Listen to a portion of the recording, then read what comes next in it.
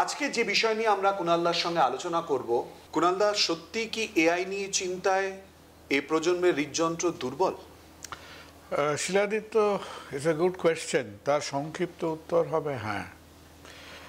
আর আমরা কোনো জিনিস নিয়ে দেখো, আজকের প্রজন্মের মধ্যে আমরাও আজকের প্রজন্ম, তুমিও আজকের প্রজন্ম, যার আজকে হয়তো 16 থেকে 20 বছর বয়স, তারাও আজকের প্রজন্ম। কিন্তু আমাদের একটা কথা মনে রাখতে হবে যে আমরা একটা অদ্ভুত সময়ের মধ্যে দিয়ে যাচ্ছি। তো প্রথমে তুমি বিভিন্ন সময়, এক সময় লোকে অন্ধকারে থাকতো, তারপর আগুনের আবিষ্কার হলো, তারপরে আমাদের কাছে সেই ডিসকভারি অফ ইলেকট্রিসিটি, তারপর কম্পিউটার, তারপর ডিজিটাল ইরা, তারপর ওয়ার্ল্ড ওয়াইড ওয়েব, এক একটা করে টেকনোলজি আসতে শুরু করলো।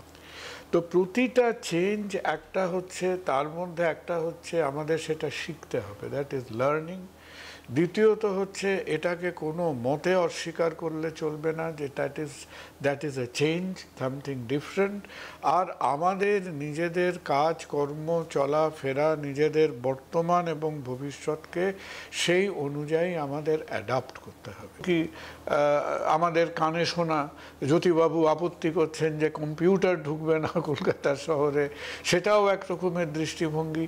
এগুলো সব ছিল, কিন্তু ওয়াই ইজ এই যে সময়টা, এই ইরাটা এই কারণে ডিফারেন্ট শিলাদিত্য, এই কারণে ডিফারেন্ট যে এআইয়ের মধ্যে দিয়ে এমন একটা জিনিস এসে গেছে, জেনারেটিভ এআই আমরা দেখছি, এরপরে হয়তো জেনারেল এআই আমরা দেখব, যার কাজ করার ক্ষমতা, চিন্তা ভাবনা করার ক্ষমতা, যার কম্পিউটেশনাল এবিলিটি, যার ইন্টেলিজেন্স, যার একটা ডেটা ব্যাংক, সে কি জানে, যেটা আমার তোমার থেকে অনেক বেশি।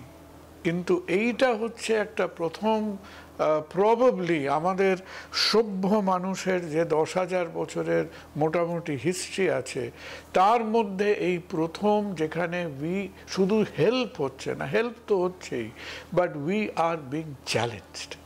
আমাদের সামনে একেবারে মানে আমার তোমার মোবাইলটা, আমার তোমার ল্যাপটপটা আমাদের হাতে পাঞ্জা লড়ার জন্যে পাঞ্জাটাকে আগিয়ে দিয়েছে।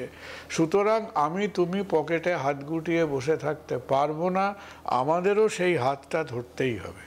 চিকিৎসক হিসেবে তাহলে কুণালদা কি মনে হয়, মানে শরীর সুস্থ থাকতে গেলে, মন সুস্থ রাখতে গেলে এআই কে নিয়েই এগোতে হবে, বাঁচতেও হবে? দেখো, চিকিৎসক হিসেবে প্রথম, ইউ আর অ্যাবসলিউটলি কারেক্ট, প্রথম যেটা বুঝতে হবে যে আমাদের এই লার্নিং প্রসেসের মধ্যে ঢুকতে হবে। এখন আমাদের জেনারেশনকে উইদাউট আ ডাউট আমাদের এই শিক্ষাটা, এই লার্নিংয়ের মধ্যে আমাদের ঢুকতেই হবে।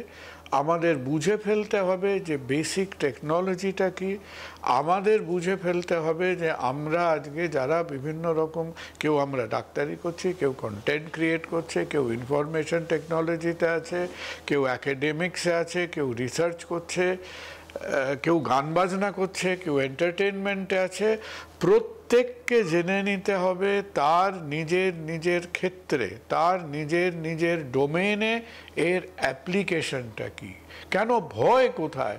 ধরুন আগে আমরা যেরকম ওই স্কুলের স্পোর্টসে ছুটতাম না, তখন কি হতো যে 3-4টে ছেলে মোটামুটি কাছাকাছি ছুটতে পারে, আমি যদি সেকেন্ডও হই, আমি হয়তো সেকেন্ড হতাম 4-5 ফুটের ডিস্টেন্সে, কিন্তু এবার আমি সেকেন্ড হয়ে যাব কয়েক মাইলের ডিস্টেন্সে। আমি যদি আটকে থাকি তাহলে এই রেসটা আমাকে ছেড়ে দিয়ে বহু দূর এগিয়ে চলে যাবে। So we must catch up with time. আমি প্রথম একটা কথা বলি, যেহেতু মানে আমরা এই শরীর মন ভালো রাখা, এটা হয়তো জেনারেলি পরে একটু বলবো। প্রথম তুমি জানবে যে জিনিসটাকে শাক দিয়ে মাছ ঢেকে কোনো লাভ নেই আমাদের, which is God's own truth, যে আজকে whether you are 40 years of age, আর তোমার জেনারেশনালি তোমার 40 বছর বয়স হোক, 30 বছর বয়স হোক, 20 বছর বয়স হোক, প্রত্যেকটা জেনারেশনের নিজের একটা অ্যাংজাইটি থাকবেই। ওকে, এখন কি হয়েছে, এখন এভরি জেনারেশন সে নিজের মতো করে বুঝতে চাইছে যে আমি এই কি গোলক ধাঁধাটায় ঢুকে পড়েছি এখন। এবং কিভাবে আমি নিজেকে মানিয়ে নেব। আমি তোমাকে একটা এক্সাম্পল দিচ্ছি। তুমি শরীরের কথা বলছো, তো ধরো আজকে আমাদের মধ্যে অনেকেই আছেন যে আমি আমি ধরো পেশেন্ট দেখছি, আমি একটা ইকো দেখছি, আমি একটা এক্সরে দেখছি। আমাদের ডাক্তারির মধ্যে কতগুলো জিনিস খুব শর্টলি অলরেডি এখন আমাদের দেশে এখনো হয়নি, কিছু কিছু অটোমেটেড বা এআই এর হাতে জিনিস কোথায় চলে যাচ্ছে। ধরো আমি একটা এক্সরে উপর দিয়ে রেখে বললাম এই এক্সরের এই ডায়াগনোসিস।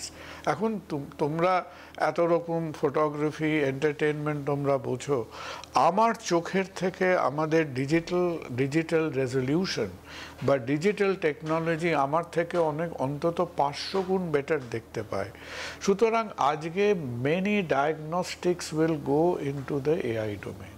আজকে ডক্টর অমুক তিনি রেডিওলজিস্ট, তিনি রিপিট করেন, আজ কিছুদিন বাদে দেখা যাবে ডক্টর এর জায়গায় একটা মেন ফ্রেম বসে আছে, সেখানে স্ক্যান আসছে, সেখানে রিপোর্ট আসছে, যেখানে যেখানে দরকার হবে সেখানে আমাদের হিউম্যান ইনপুটস যাবে।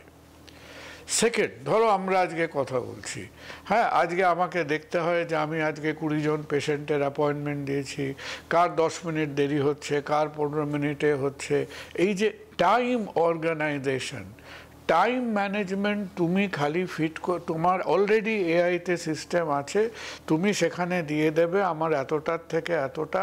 এবার যেমনি আমি তোমাকে দেখিয়ে ঘর থেকে বেরিয়ে গেলাম, ও সঙ্গে সঙ্গে নোট করে নিল যে আমার টাইমিং আজকে আধ ঘন্টা লেটে চলছে এবং সবাইকে অ্যাকর্ডিংলি সেইভাবে সে intimate. This is not a human process anymore. Organisation, record keeping, কি ব্যবহার করলাম, কটা ওষুধ আছে, কি কিনতে হবে, হিসেব নিকেশের ব্যাপার, এই ব্যাপারগুলো আমার মনে হয় ভেরি শর্টলি আমাদের মধ্যে রক্ত মাংস মানুষের করার কোনো রকম আর মানে প্রয়োজনীয়তাটা ধীরে ধীরে এটার মধ্যে কমতে থাকবে। সেকেন্ড একটা কথা বলি যেটা আমাদের মধ্যে অনেকে স্বীকার করতে অসুবিধে হয়। সেদিন আমরা ডাক্তারদের মধ্যে বসে আমরা বিদেশে একটা মিটিংয়ে গিয়ে নিজেদের মধ্যে কুইজ করছিলাম। কীরকম কুইজ করছিলাম যে একজন আমাকে একটা ইসিজি দেখালো, তো আমাকে একটা ইসিজি দেখালে আমি আমার গভীর পাণ্ডিত্যে এই হার্ট রেট এত, এই এত, যেরকম বলি আর কি, আমরা 3-4টে মন্তব্য করলাম। আমাকে ইসিজিটা দিয়ে জিজ্ঞেস করলো যে এই মানুষটার বয়স কত। আমি তো ইসিজি দেখে বয়স আমরা শিখিনি, আমরা জানি না যে ইসিজির থেকে মানুষের বয়স কি করে বলা যায়। তখন যে জিজ্ঞেস করছিল সে আমার দিকে চেয়ে মিটমিট করে হাসলো।